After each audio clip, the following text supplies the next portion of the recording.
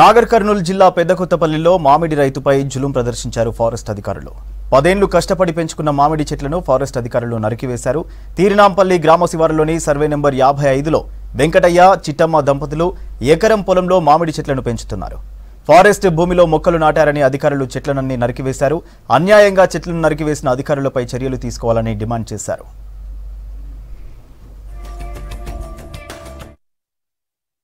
20 ఏళ్ల చెట్లను మాడి చెట్లను మొత్తం ఫారెస్ట్ వాళ్ళు మొన్న 2 నెలల నుండి నీ చెట్లను నరికేస్తాం బిడ్డ, నీ సంగతి చూస్తామని నన్ను చాలా ఇబ్బందులు పెడుతుంటే ఉడక సార్ నాకు ఎందుకు, నేను ఒక్కని కాదు 100 మంది కొట్టుకున్నారు. ఇది మాకు అప్పుడు జయపతిరావు మాకు లవన్ పట్ట ఉడక ఇచ్చిండు, ఎందుకు మమ్మల్ని పరిచయం లేపుతారు సార్ అని మేము ఎన్నోసార్లు రిక్వెస్ట్ చేసి కాళ్ళు మొక్కి ఎన్ని దండాలు పెట్టిన ఉడక వినకుండా ఆ రోజు నేను లేకున్నా.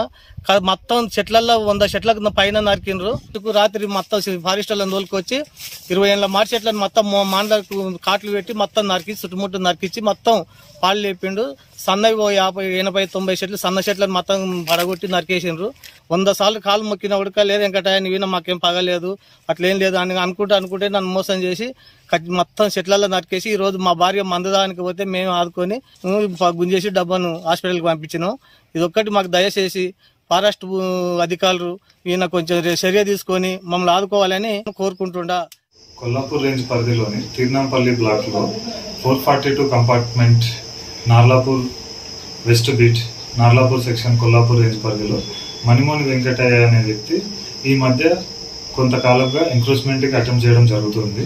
దాని పరంగా లాస్ట్ 4 ఇయర్స్ నుంచి తన పైన కేసెస్ బుక్ చేయడం జరిగింది.